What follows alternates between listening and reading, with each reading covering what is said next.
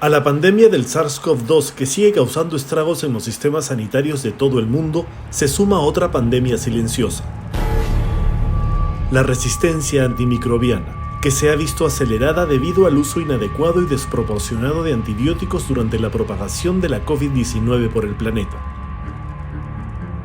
Se trata de la capacidad que tienen ciertos agentes microscópicos, como las bacterias, de volverse inmunes a los medicamentos más potentes, lo que los vuelve mucho más peligrosos y letales. Todo por utilizar los antibióticos de forma irresponsable, ya sea a través de la automedicación o interrumpiendo el tratamiento antes de tiempo. La bacteria, al tener un antibiótico que las va a matar básicamente, o no va a dejar que crezcan, estos antibióticos lo que van a generar es que la bacteria genera algún tipo de resistencia, algún tipo de escudo, cambio en su química, en su estructura de su célula, de tal manera que esos cambios son los que finalmente ayudan a que esta bacteria se vuelva resistente. No se vuelve resistente en el momento, pero cuando después tenemos otra reinfección o esta infección es recurrente, lamentablemente ya esta bacteria que de alguna manera se ha entrenado con este antibiótico ya no tiene efecto este antibiótico. Si bien la resistencia antimicrobiana ya era motivo de preocupación para los organismos de la salud de todo el planeta, la pandemia de la COVID-19 la ha acelerado alarmantemente. Cuando apareció el SARS-CoV-2, millones de personas se volcaron a Internet buscando tratamientos preventivos y muchos terminaron tomando antibióticos sin prescripción médica, pese a que se trataba de un virus y no de una bacteria. Y cuando llegaban graves al hospital, también eran tratados con más antibióticos por los propios profesionales de la salud.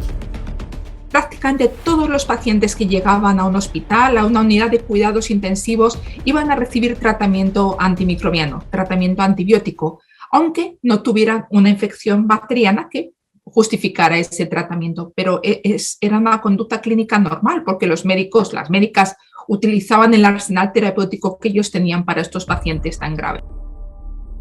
Según la Organización Panamericana de la Salud, el 72% de los pacientes hospitalizados por COVID-19 recibieron antibióticos, pese a que solo el 14% lo requería realmente.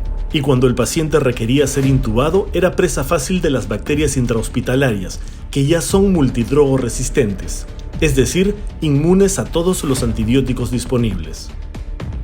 En ese proceso es donde entran estas bacterias oportunistas, llamamos nosotros, que lamentablemente, como muchas de estas están en ambientes hospitalarios donde hay mucho uso de antibióticos, están presionadas, nosotros llamamos, estas bacterias son normalmente multidrogoresistentes. Con la afluencia altísima y el uso bastante grande de las UCIs a nivel nacional, ha incrementado también la frecuencia de estos brotes asociados. Es fácil que las infecciones se transmitan en el entorno hospitalario, sobre todo en los pacientes que están con ventilación mecánica, que tienen catéteres endovenosos o que tienen sondas urinarias. Esto ha sido un efecto devastador para la diseminación de infecciones bacterianas en los hospitales. Algunos estudios señalan que hasta el 50% de los pacientes con infección grave por SARS-CoV-2 han fallecido en los hospitales por causa de resistencia bacteriana y no necesariamente por la infección por la COVID-19. Para agravar aún más la resistencia antimicrobiana, muchos gobiernos, incluido el peruano, entregaban kits de emergencia contra la COVID-19 que contenían antibióticos. Al principio tampoco se tenían muchas evidencias de opciones terapéuticas, de manera que había recomendaciones para utilizar hidroxicloroquina o acitromicina o ivermectina, que hoy en día sabemos que no son efectivas frente a la COVID. De manera que muchas personas acudían a farmacias, a puntos de ventas y obtenían esos medicamentos sin prescripción y lo tomaban de manera inadecuada.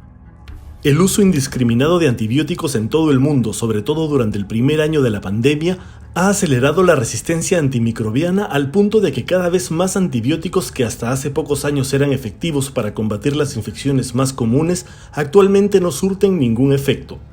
Por ejemplo, la resistencia a la acitromicina se ha incrementado en 3 veces para infecciones comunes que pronto podrían no tener cura. Lo más frecuente son en infecciones respiratorias, en faringitis o en otitis que requieren tratamiento antimicrobiano.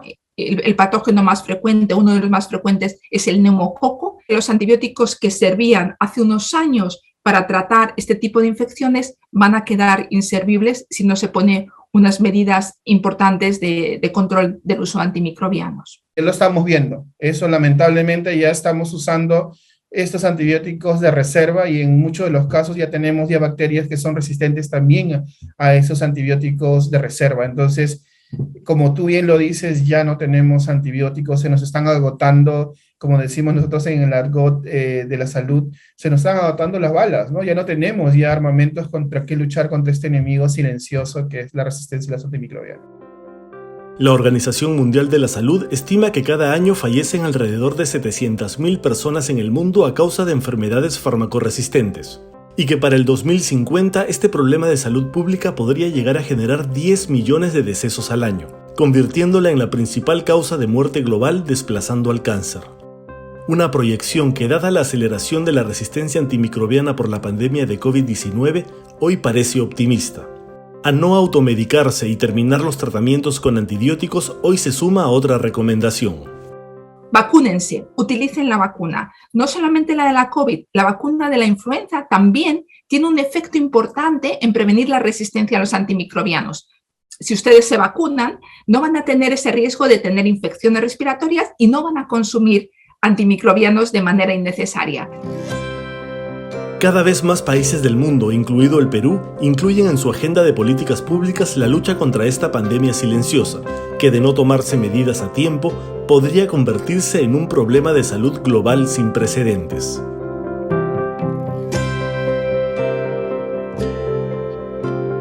Esta nota llegó gracias a Tucambista. Cambia tus soles y dólares online. Ingresa a tucambista.pe, usa tu cupón Epicentro TV y obtén un mejor tipo de cambio.